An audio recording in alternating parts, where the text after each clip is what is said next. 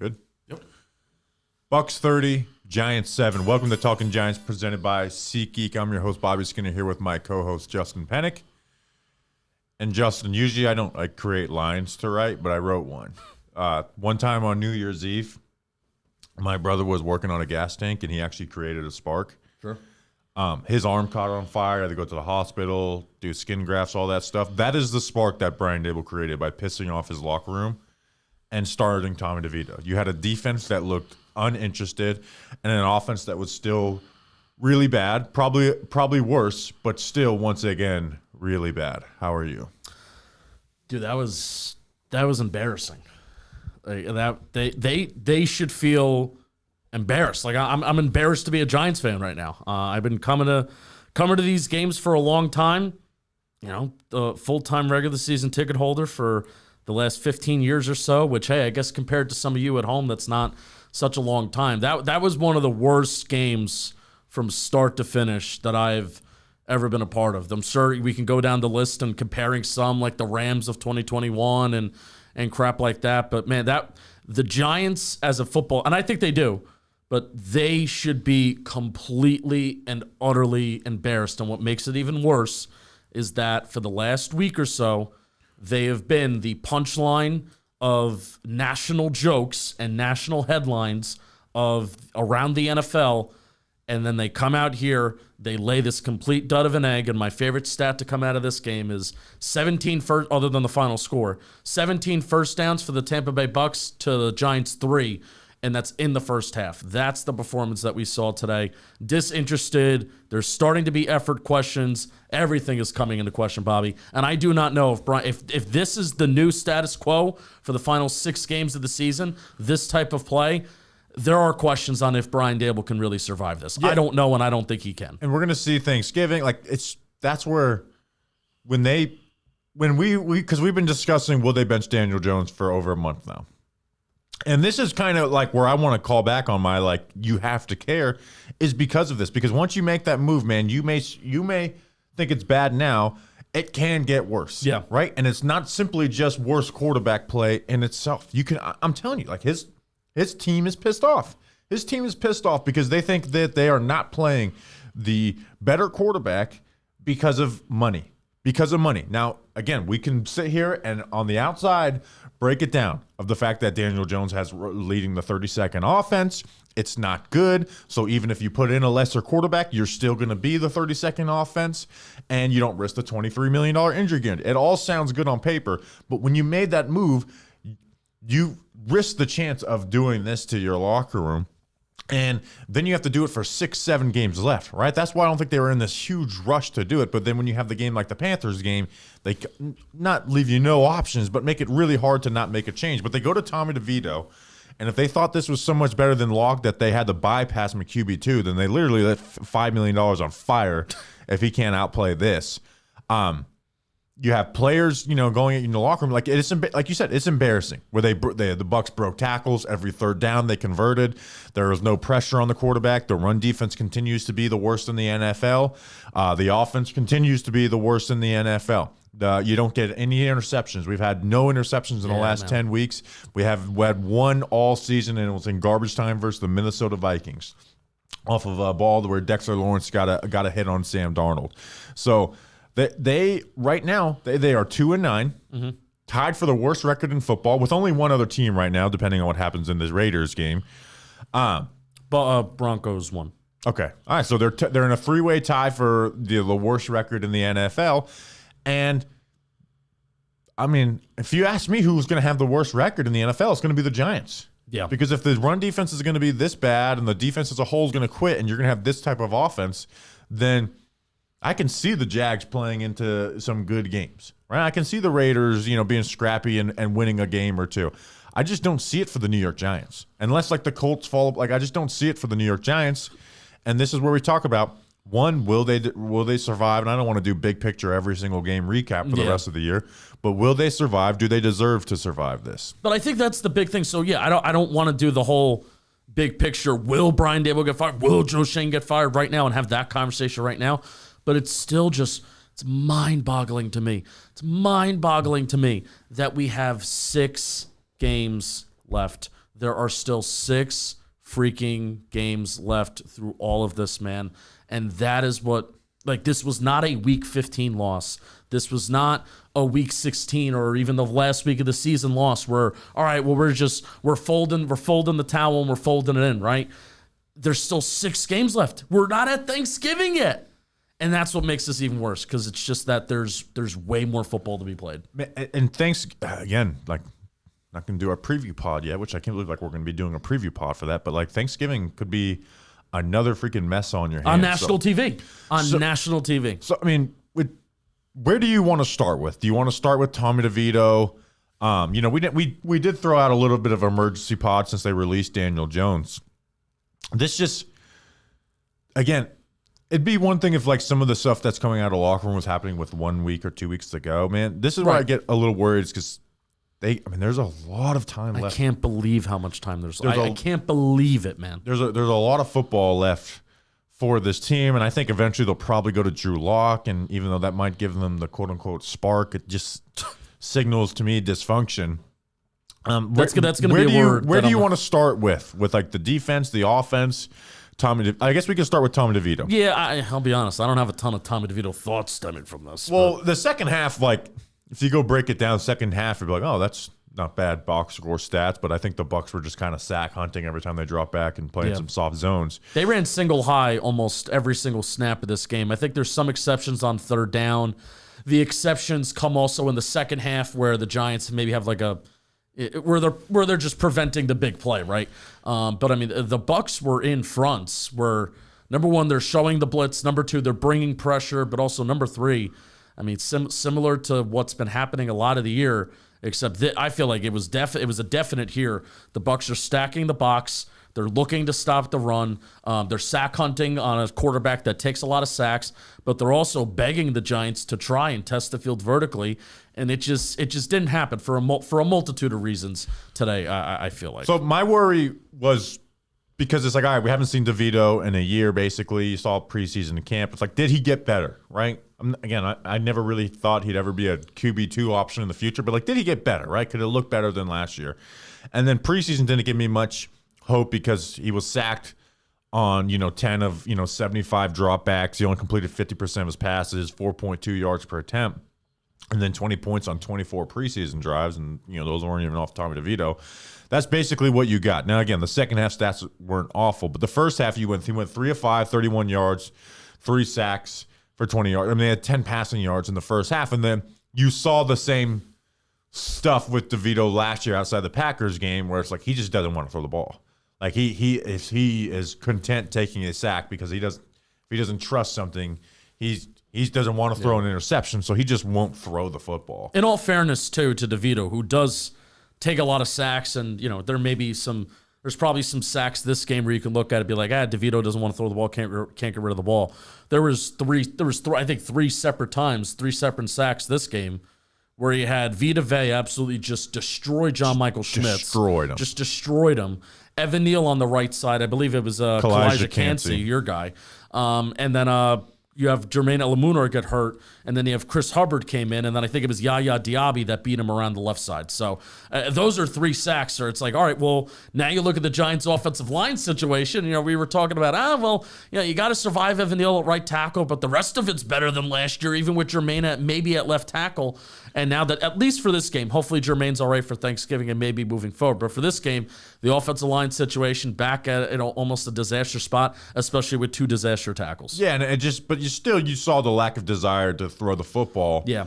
Then they're begging you to. They're operating at a single high. Yeah, and they're a bad passing offense. Like they're a bad. The Bucs are like, I talked about it. Like the one preview note I gave on the Bucs in the preview pod is their 32nd in passing success rate. So this is bad. Another bad defense that the Giants have faced this year that they could have taken advantage of, and there's just no thought. There's just no thought, and this is where you just get really. When I say and the Giants should be embarrassed and that they showed no fight, this is where the Giants look in the mirror, but then also look elsewhere at the NFL world, maybe even specifically today. The Carolina Panthers, a team that just beat you, where the Panthers, if you want to talk about a meme in the NFL, a meme and a symbol of dysfunction in the NFL, it is the Carolina Panthers. They fucking fought tooth and nail with the Kansas City Chiefs today, and Kansas City Chiefs win by a field goal. Maybe the Chiefs were taking them lightly, blah, blah, blah. I saw some highlights. Bryce Young completing some passes down the field, and they're putting together. They're scoring points. Like, the Giants should just, again, be embarrassed of themselves, where there is no scenario where the Giants are facing a football team this year where I can envision them putting together any semblance of offensive success. There's not one team in the NFL that I'd be like, you know what, maybe the Giants have a chance here. And they've had plenty of opportunities this year between the Bengals defense, the Dallas run defense, the Panthers defense is awful. This Bucs pass defense has not been good this year. And there is just no expectation to do anything. And horrible. And hey, and here's my little talking point of how it can get worse. The category in the stat that the Giants were actually decent in this year, and surprisingly decent, was yards per drive and plays per drive. So it was plays per drive specifically. I think they were like almost top 6, maybe even top 7 in the National Football League leading up to the bye.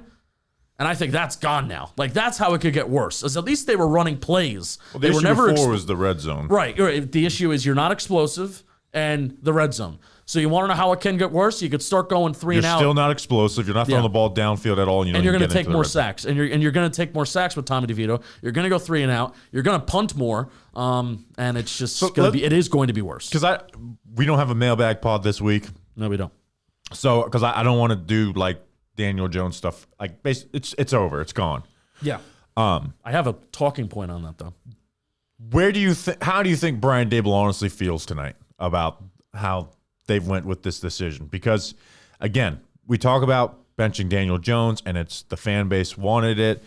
They make the decision. Do you think that there's I think he's worried. Do you think he's laying in bed tonight for the little bit of sleep that he's getting and being like, this decision may cost me? Because the focus is, again, this is something we talked about. The focus is now goes to Brian Dable and Joe Schoen. And in fact, you will start to get some Daniel Jones pity. Will start to happen. And again, Daniel Jones has played really bad this year, but that's just how it goes, right? I think that's the main thing to come out of this weekend. In the moment, we hate things, right? And now, Daniel Jones is a meme, all that stuff. Yep. And then now you've seen the national media be like, good job, Giants. You guys really mishandled this. And then you get the stupid talking points out there about the safety in practice, and then he asks for his release, and he's going to go sign to some playoff team and be the backup or whatever. Yeah. It's the way it goes, right? There's coaches and players that you hated in the moment 3 years ago that people will look back now because the new regime isn't playing well and you like them a little better. So I think that's the main narrative to come out of this weekend. And the most important thing for Brian Dable and Joe Schoen, because they don't have wins. They do not have wins to, rest their laurels on the last 2 years. They're 2-9 in year 3 of this regime. Right. So they don't have wins. They don't have wins and actual results, Joe Schoen and Brian Dable. But specifically Brian Dable does not have really anything on the resume right now to show this is why I deserve to stay here, right? Besides just patience and trust, and I deserve to get the quarterback, right? Those are arguments, but maybe they're good arguments, maybe they're not bad arguments. We've talked about that before. But the narrative to come out of this weekend, and I'm kind of surprised, maybe not, but it's very interesting to see how the face of the Giants' dysfunction this year, while he was on the team, was who? Daniel Jones. And you even heard from week 1. I talked about it on this show in the Vikings post-game show. Might have been a quick little point that I said, but I'm like, you know what? I was driving home from that game listening to the WFAN Giants post-game show, and for the first time in 6 years, they're talking about how Daniel Jones is a quarterback that can't elevate. So it was clear from day 1 of this season, if the Giants are going to be bad, enemy number 1 and face of dysfunction is Daniel Jones, because the Giants as an organization, we're done with them. He's released and he's cut. Somehow, the new face of the dysfunction, the narrative has flipped to Joe Schoen and Brian Dable, where now the Giants as an organization, instead of Daniel Jones, Joe Schoen and Brian Dable, and even John Mara, they are the butt of the jokes. And John, probably just as much as the losing Bobby, John Mara has to hate that. And that's the interesting thing, that between sports radio, the whole ESPN thing, That's probably the most interesting thing to come out of And this it's going to weekend. shine the light on something we've been talking about all year. This is a bad roster. This is a bad roster. I think it lacks leaders, and we'll talk about that. And I want to talk about Malik Nabers' comments next and how that can go into rest. Justin, why don't you talk to us about something first? You know what? I will talk to you Actually, about we'll something. probably both talk to you about something because we were literally just there. Oh, yes, this is true. The Candlewick Diner in East Rutherford, New Jersey. It is literally located a mile up the road from MetLife Stadium. I was talking to the Cranky fan. He was like, I'm going to Uber to the Candlewick. I'm going to Uber to the Candlewick Diner after the game. But first, I'm going to go to the Secaucus train station because maybe it'll be closer. I'm like, no, Crank. It's literally when I say it's a mile up the road from MetLife, it was 1.1 miles from where we were standing in parking lot Hey, L16. you know how my streak is over? It was the first time I was able to get out of MetLife quickly because they didn't win. So usually it's like I'm thinking, okay, we'll be to Candlewick in 30 minutes. This time we were there in 6 minutes. Yeah, so really, I loved going there after the game. It was nice to talk with some of our Patreon members and some of our core community members. It was the Football Grump's birthday yesterday, so we were able to celebrate that. It's the go-to place, the Candlewick Diner, for pre- and post-game meals during Giants game day. We were there today. 55 years in East Rutherford, New Jersey, serving Giants fans for over 5 decades. The last time that I went to the bathroom at the Candlewick Diner, guess who I ran into? Who? Raymond Johnson, UDFA. Remember him? Oh, you know who I ran into today? Who? Brent Bederson's family. Really? They're like, thank you for, That was awesome. for being honest. Yeah, that's awesome. For being honest. Yeah, basically. Like, you call it like it is. Like, these Bucks were people, they don't know shit. Candlewick Diner, they've continued to cater some of our Talking Giants tailgates in Lot L16. We have one more tailgate left, by the way. They have an extensive menu from breakfast to burgers, What'd you steaks to get pasta. today? I got a farmhouse omelet. It's just, you know what? I want all the meat. I got the steak fajita omelet. Last time I got like the pesto omelet and I posted a picture. I felt bad because the pesto just doesn't look good in an omelet, but it is really good in the thing. But today I got the steak fajita omelet. Intern Julian got Nochi a couple years ago. Am I saying that right? Gnocchi. There you go. Nochi. Hello. It's been a long day. Check out the Candlewick Diner in East Rutherford, New Jersey. For all your diner favorites, you will be glad you did, Bobby Skinner. Be glad you did. Check them out. Thank you, Candlewick Diner, A1 from day one. So Malik Nabers. Oh. And I don't want to talk about Malik Nabers' comments in a vacuum. And I think we can start talking about some things when it comes to Malik Nabers and this team as a whole. So Malik Nabers and his media availability afterwards at his locker, just some of the quotes that came out. First off, like, what do you think? I think it's soft as fuck. I think we are soft as fuck. Yeah. Common theme amongst some of the players. I don't know too. if these are all in order. I pulled them from a New York Post article. I think soft as fuck was first because that's when he started to pop the gum. And he said, obviously it ain't the quarterback. Nabers said, same outcome when we had DJ at quarterback. Take a look. It ain't the quarterback. I don't know what it is. He says, everybody knows better than me. Got to look in the mirror. And then was asked, about why doesn't Nabers get the ball earlier in the games? Oh, so then he said, second quarter, I don't get the ball. Start getting targets at the end. I mean, can't do nothing. Start getting the ball when it's 30-0. What do you want me to do? And then they asked him why doesn't he get the ball early in the games? Talk to Dabes about that. Nabers said they come up to me and ask me what plays I want, and that was that. I don't know. Yeah, he also said that we're all smarter. We would all have a better idea than he would. And also, by the way, so he's taking shots at Brian Dable. Small little detail, just. You know how that sounds disturbing when somebody's talking? Well, that's what Malik Nabers was doing. Kind of reminded me of Strahan, having peanut butter in his mouth when he's eating peanut butter. Was that 06? I don't remember. 05? But after the Titans game? That was a bad time. So we can do like the whole, let's talk about Malik Nabers in this. But here's what I think about this as a whole. Because Malik Nabers is not going to be your cookie cutter, perfect, not going to be an angel teammate, right? And we knew that when we drafted him. We talked about it on our draft night podcast, talking about it. Like, there's some issues there. You have to monitor that. You have to be on them. What I think it's a sign of right now is a team that's awful. Mm-hmm. I think it lacks veteran star players or just even good players to lead. And someone made the point that like they don't have any offensive captains anymore with Daniel Jones and Andrew Thomas gone. Yep. And the main part of this being, though, a head coach who lets things slide. and if the Giants get back to winning, we won't be worrying about Malik Nabers' attitude or whatever. There might be a game or two when it happens. But if they suck for the next 3 years, he's going to be a pain in the ass. Simple.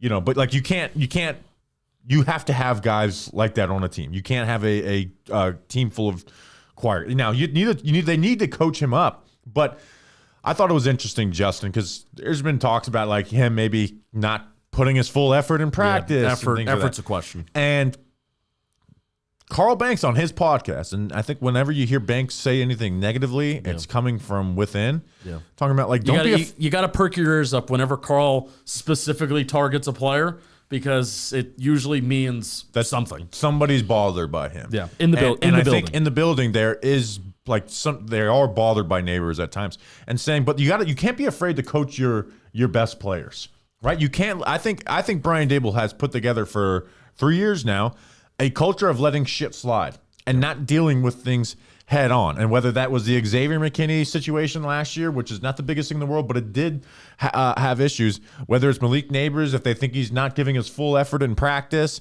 And then now we talked about it, a month ago, Justin, when there was some comments that Nabers made after a game that weren't that big. Well, I was like, they should go nip this in the bud right now. So you don't lead to what you have right now. And but they didn't. They didn't do that, and this is what I talk about.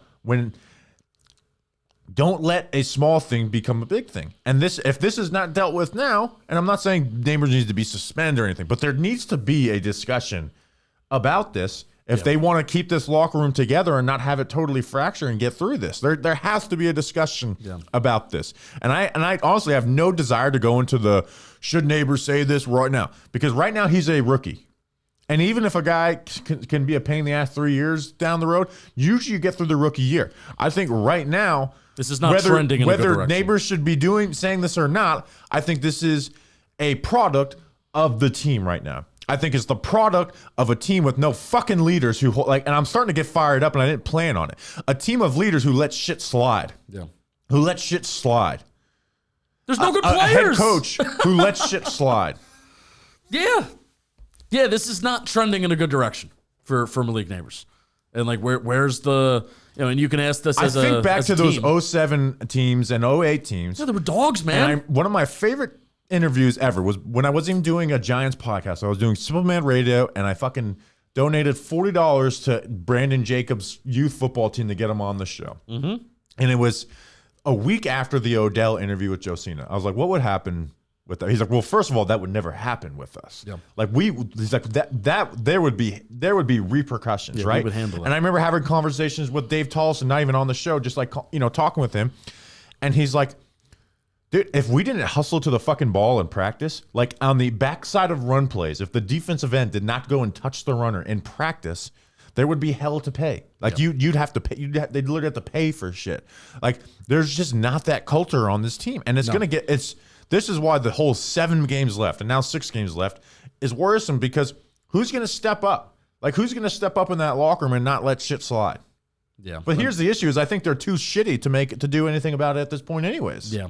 Yeah, I agree. So how do I really don't want to do will Joe Shane Brian Dibble get fired after every post game podcast, but it just feels like a culture of letting shit slide. Yeah. Yeah, and I just talked to Dex, and he talked about being a leader. I don't know, man. I put Dexter Lawrence in a very similar light of almost like Andrew Thomas. I feel those two dudes are kind of softer spoken dudes, where maybe they're like leaders by examples, and it almost feels wrong and icky, and just you shouldn't do it to try and compare like the 07 teams and the 11 teams. But I think the reason why you should do it is because they did it right. They did it right. But here's the thing, right? And this is why I think all roads lead to back to a bad roster. Because like I said, they could even go. They could have leaders, but they're not good enough to win, right. and it doesn't matter.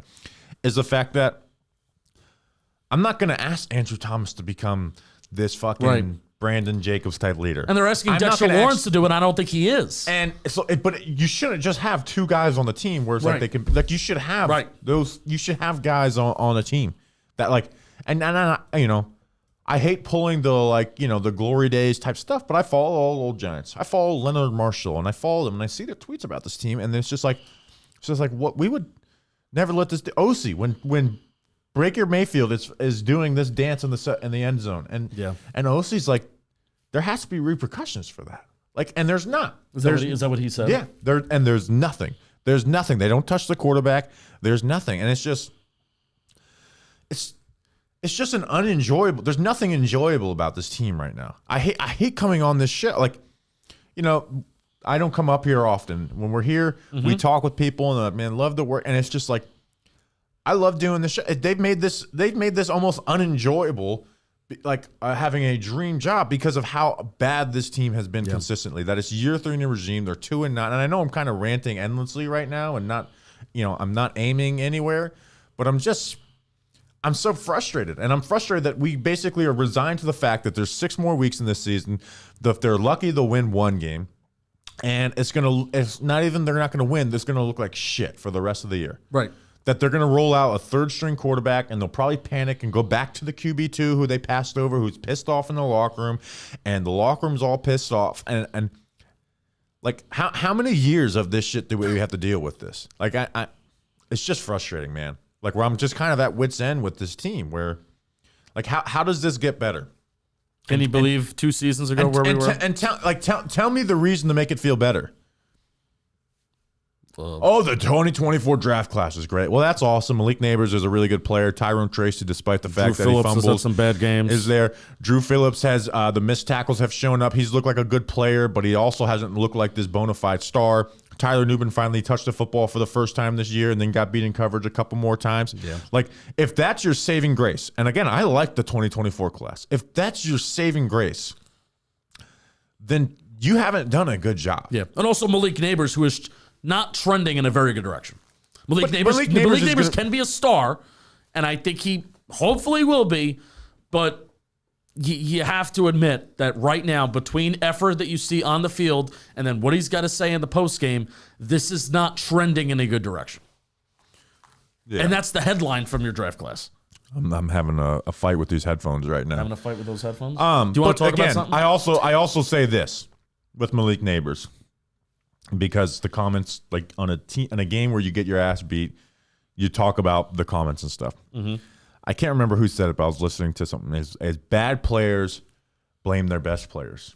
Bad players blame their best players for the reason they're losing. So, do I like Malik Nabers making those comments? No. But the reason Malik Nabers are making those comments is because this team sucks.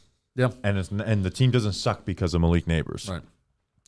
This episode is brought to you by Captain Morgan, the official spice rum of the NFL. Legends start when you follow the captain, and this season you could score a legendary drop it's past November 22nd. This is why doing a live podcast can be a pain in the ass sometimes. Well, Captain Morgan's the freaking best. Okay, yeah. How about that? Official spice rum of the NFL. Captain Morgan's been with us every single step of this year. So they've made this season worthwhile. I'm like, it's frustrating. They've made this season worthwhile. And they may even be with us for some JM football stuff during the playoffs too. So Captain Morgan loves us. We love Captain Morgan, the official spice rum of the NFL. Yeah, they've been great. They've been part of tailgates. Captain Morgan has been awesome. So you got to follow the captain. So the legend starts when you follow the captain. No purchase necessary. US 21 plus. 25 plus for grand prize. Ends March 5th, 2025. Subject to drawing deadlines.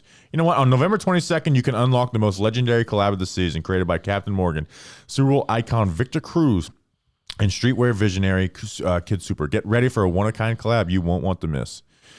No purchase necessary. US 21 plus, 25 plus for grand prize. Ends March 5th, 2025. Subject to drawing deadlines for specific prizes. Subject to rules at www.captainmorgan.com/follow-the-captain. Diageo Americas Incorporated. New York, New York. Captain Morgan Original Spice Rum. 35% alcohol by volume. Captain Morgan Rum Company. New York, New York. Drink responsibly. Captain's orders. You'll be glad you did. You'll be glad you did. You'll be glad you did. I mean, where do you want to go to next?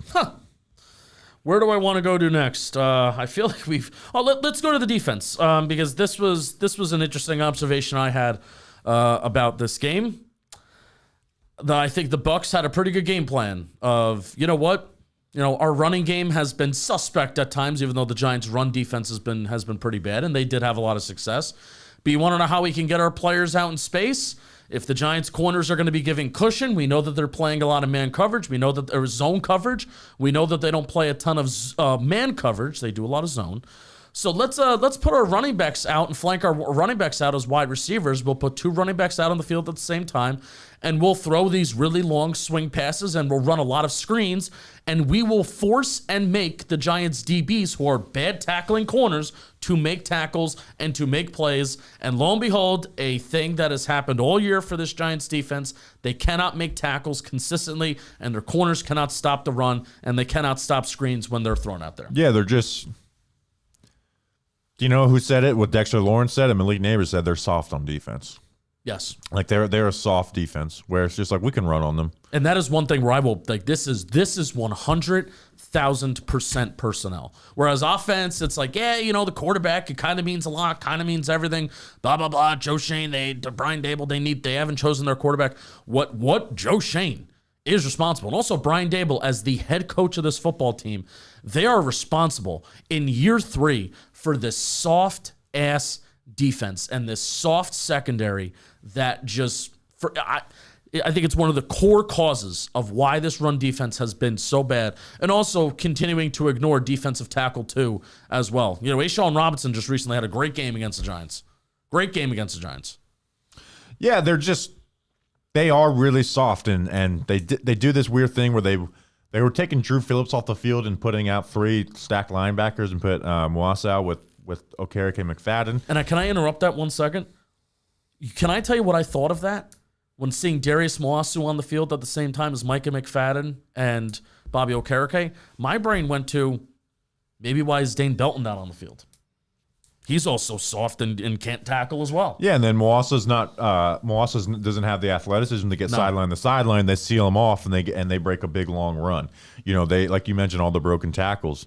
And why do they probably get into that like true 4-3 front? Because they can't get into a 5-man front because they don't have a second defensive tackle. So they don't have a third defensive tackle, and their edges don't set great edges, even though Burns and Cavall made a couple plays in the run game out on the corners in this game. Not consistent enough, though. Yeah, but at least they were the only guys making any plays for this defense. Can I tell you who I like? You're not allowing Okereke to play free, and then you have Drew Phillips missing tackles and guys reversing. Like once you get reverse field on twice in a game, that's a defense that is just not focused. And this is why defense is always the first to go when a locker room is not invested, because offense is a lot about talent and schematics. Mm-hmm. Defense comes down to focus a lot of the times. They were not focused. And effort. And I did not see that from this team. Not at all. And the Bucs are a good offensive team too. You know who I like? I like Armon Watts. You do? I do. Why's that? Had a pressure today. Didn't have a QB hit. And he makes some plays at times. He did have a tackle for a loss in this game, as I look up right now.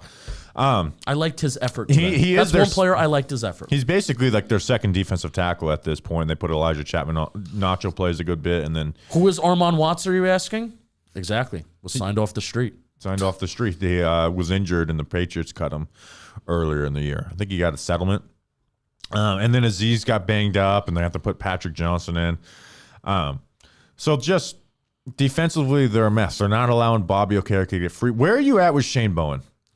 Because even when this defense was riding high in that 3-game stretch, Justin, and we were like worried about like, hey, this has been good, but I'm worried that once they start playing teams that run the ball and also like running the ball, or are good at running the ball and like running it, on like the 4-week stretch where they played like the bottom 5 rushing teams in yards and attempts. So that's happened to where they're now the worst rushing defense in the NFL. They sorry, I just lost my train. Oh, with Bowen, even when it's good, there's just there's nothing that he calls that impresses you. It's basically basic cover 1 man or cover 3 zone. On 3rd down, we're going to stunt the front, right? Which I like that. But you don't have 1 interception through 11 games, and it's not a schematic problem. And it's a tipped ball. by the way. Yeah, and garbage time. Like that is a schematic issue. I don't Caught by a linebacker. I just don't think there's any advantage that Shane Bowen gives us.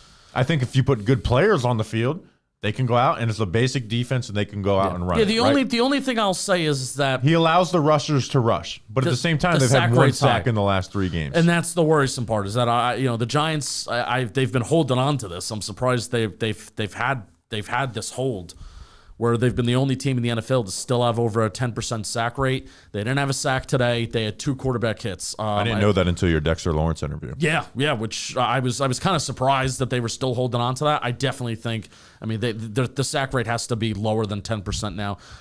That's the advantage that he gives you. Is that again the sack rate's high, and if you get a sack, odds are the drive is going to finish and you're going to get off the field. But Dexter Lawrence hasn't had a sack over the last 3 or 4 games, and I don't even know if I put that on Dex. It's you need other guys to step up to the plate, and they're just not, man. And how many times I was getting a little frustrated where Brian Burns and I please do not tell me when you're talking about Joe Shane's track record, and I'm talking about, well, the Giants need stars. Do not tell me that Brian Burns is a star. Do not. He is a good player. He is a good player. He is not a star. We're just, dude, get around the corner. Get around the corner against whatever right tackle the Tampa Bay Bucks have, which Tampa Bay Bucks is an offensive line, have one of the lowest pressure rates allowed that's responsible for the offensive line this year. Helps when you have a really good left tackle, Shout out Ben Bredesen. Shout out Ben Bredesen. Shout out Graham Barton. But, yeah, man, just like where are you, Brian Burns? Kayvon Thibodeau gave him a little bit of a pass. He's coming off the IR, coming off the injury, just nothing. But also you have Baker Mayfield, who's getting rid of the ball on an average of 2.6 seconds.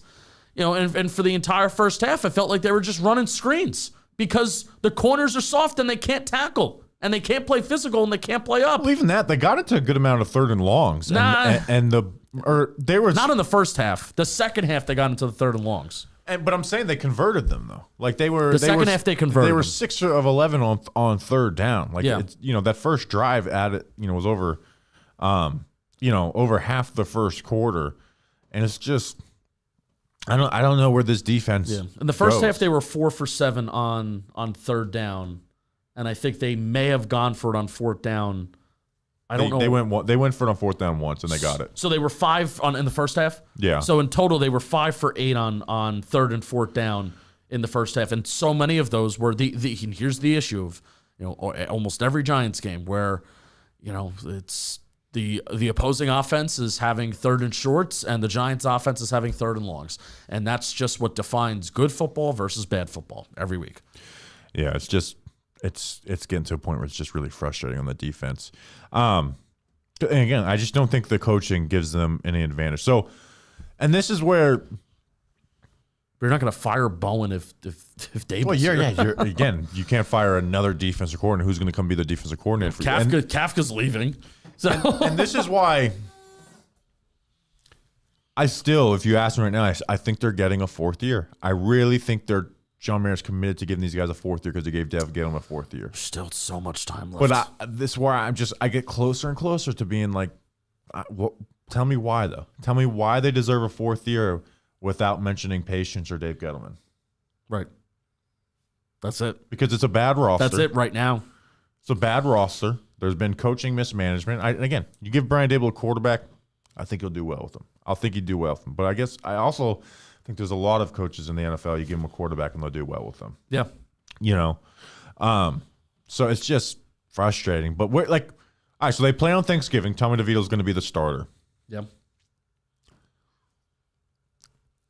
How do you forecast any of that going? Bad. They're going to need their underwear. So let's talk about comfort where it matters most. Your underwear. Skims, the brand known for revolutionizing shapewear, has now launched a line of men's underwear that's about to change your daily routine. Skims offers 3 distinct fabric blends, each designed with your needs in mind. Their cotton blend provides lasting comfort for everyday wear. How about that? How about that? How about that? How about that? How about that? How about that? You asked the general public, by the way, like, oh, what's your favorite underwear brand? And I've heard unanimously. Skims. Skims. Skimmed serious. off the top.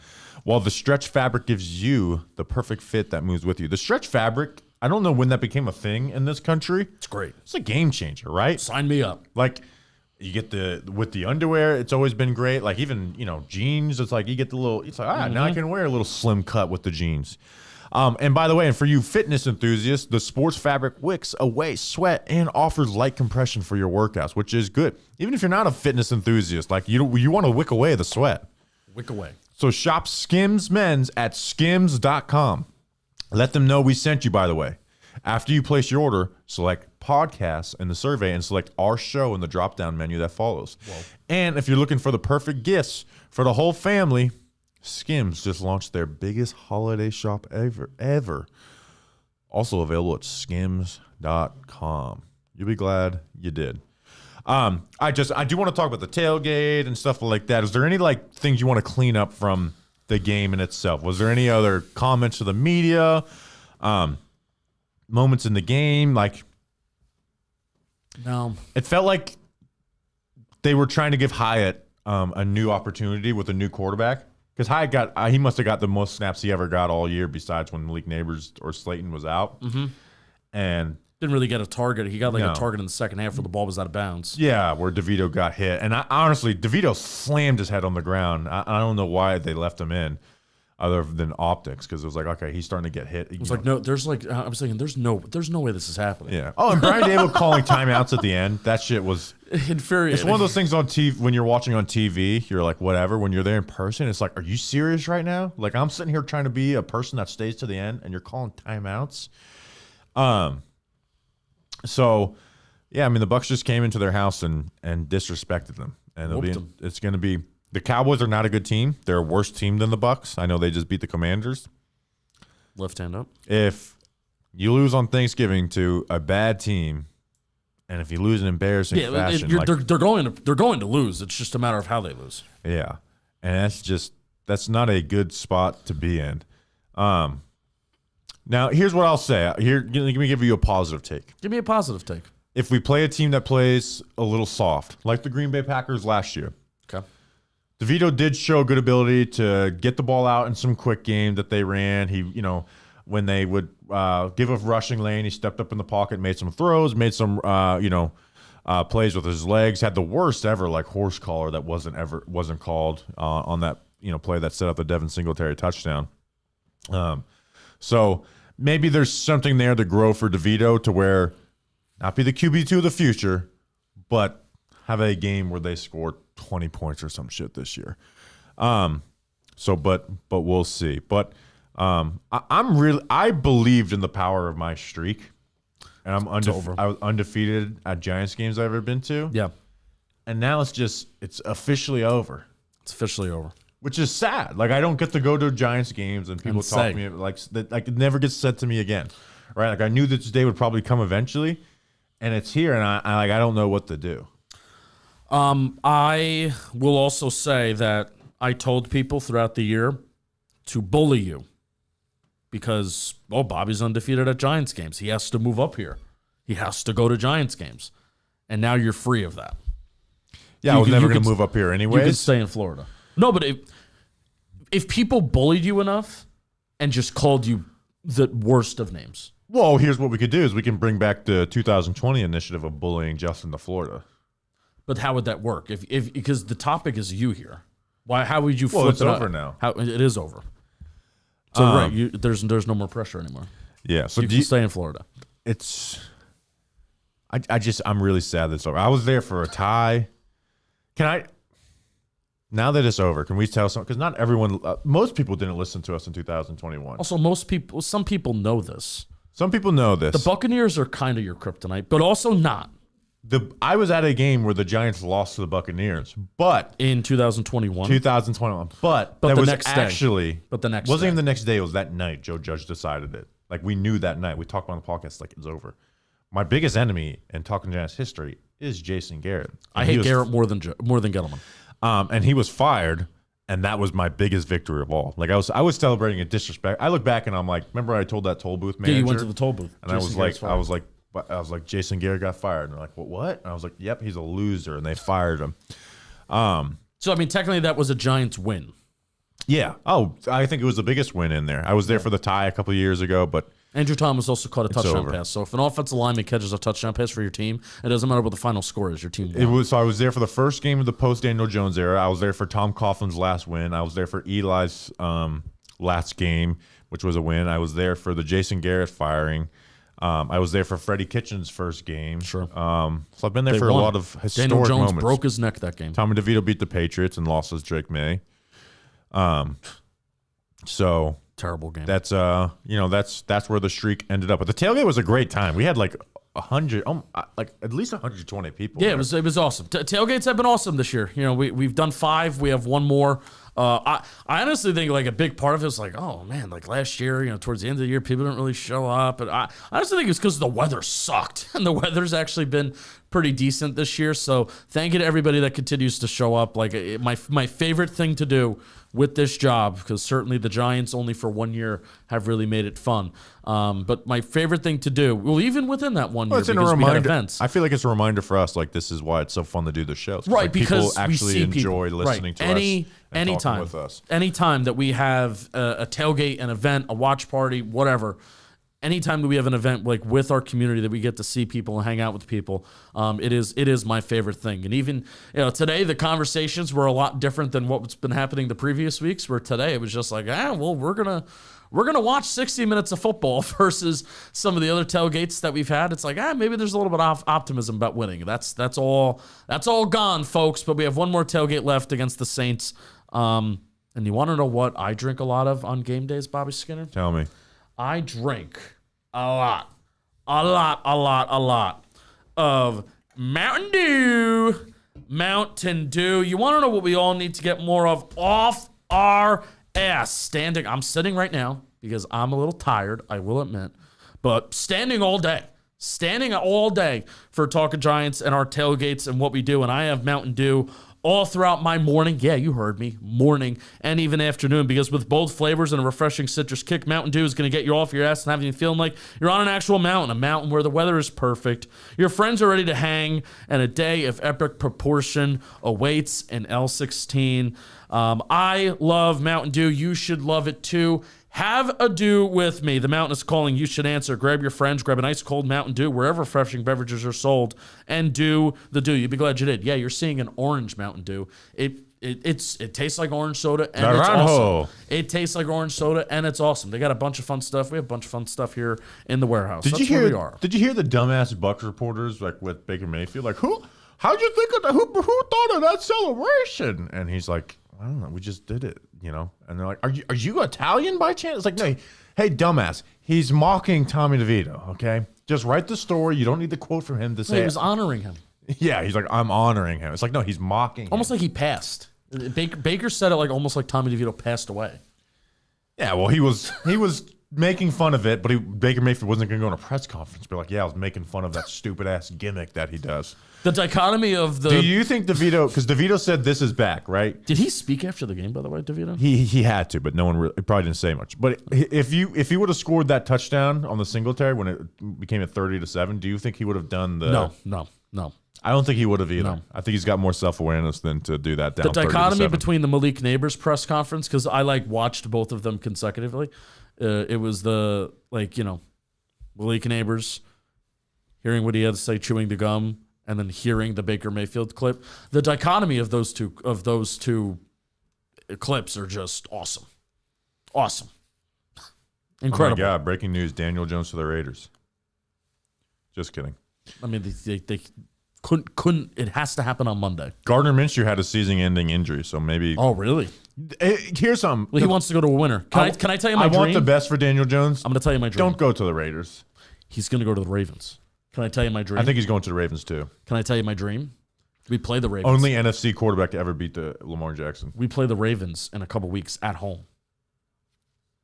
I might fly up for that. The Giants are losing. Similar situation. 37-7 in the fourth quarter. They pull Lamar Jackson. Who comes in? Daniel Jones. Dude. You just blew my mind. You can see it happening. What do you mean? I just envisioned it like it was. I had that vision in my mind. What number does he wear? Because Lamar Jackson's 8. Well, let's look at their roster because I actually want to figure this out. What number does He he wear? should go back to number 17. You know, like in college. I think there is a 17 on there. I think there is too, man. Especially with the fucking the new jersey numbers things. Sort it by number. So Bateman is 7. they have it's Josh Johnson 17. Oh, get him out. This is the bullshit about the number change. There's no numbers available besides 12 and 13. We're 13 in honor of Odell. They've worked out together. It's 13. No, they don't have 13 because Odell didn't wear 13 for them. He wore number 3. Right. See, this is one reason. It's like quarterback shouldn't have to wear number 19. I'm sorry. Maybe he should wear 20 like Mike Winchell and Friday Night Lights. That would be kind of cool. QB design run, QB power, 35-yard touchdown. Dude. Oh my god. Patrick Ricard leading the way. Maybe again, I had not viral, but like I had 10,000 likes where I was like, I wonder if Lamar will give up 8 to Daniel Jones. It's always the stupid ones that get the most When attention. did you tweet that out? This morning. I just like, this is a stupid tweet. Got 10,000 likes? This is just a stupid tweet that I can tweet out. I almost don't even believe this. Let's see. Your what it's quote at. tweet of your hand and your face got more likes than my initial. Wow. Oh, did you see Danny King interviewed the we bring 10,000 we bring likes. the boom guy? Yeah. Big AJ. You play that. See, did he beat the shit out of somebody? Him and Big Justice? Oh no. That's the main question. He looks like This he will. match gets 5 big booms. Boom. And he breaks his microphone. Wait. He's so loud that it doesn't even pick up. Rewind it to the beginning? No. Okay. Because you heard Danny King's voice. Yeah. It's just like I love this world that we've created. I know. The Talking Giants pipeline is real. If you want to make it big in the world, come work with us. Julian runs UCF Athletics, and then Danny King runs TMZ. I don't know how big that is. It's huge. No, Danny part. I don't know how big UCF athletics Oh, are. it's huge. No, it's huge. All right, Justin and I. That's an episode. We good? All right, so we'll be back Wednesday afternoon. We'll be doing. We'll once again be live because it's Thanksgiving for the preview pod. Be ready to say what you're thankful for. All right. You know, and it can't be the listeners. We always say the listeners, and it's true, but we got to give her some different answers. Like real. I mean, because I'm not thankful for the Giants. It has to be something Talking Giants related. Oh, Talking Giants related. You can't be like, Well, it can't be Giants related. It can be. Thankful the season's almost I've over. been thankful for Andrew Thomas, I think, twice before. So, Okay. all right, we'll see you on Wednesday. Justin, I don't think I'll see you until the Ravens game. I might have to come up for that. We'll see you then. Until then, let's go Big Blue.